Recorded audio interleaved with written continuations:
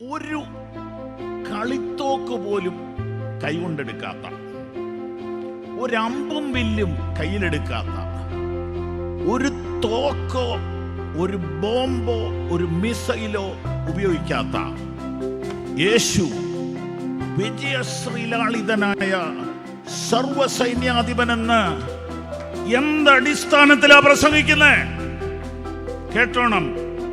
ഹിറ്റ്ലറും മുസോളിനിയും dash dash വാളുകൊണ്ടും ബോംബുത്തി കൊണ്ടും സ്വേച്ഛാധിപത്യം കൊണ്ടും ബുദ്ധി കൊണ്ടും സ്ഥാപിച്ച രാജ്യങ്ങൾ എവിടെ?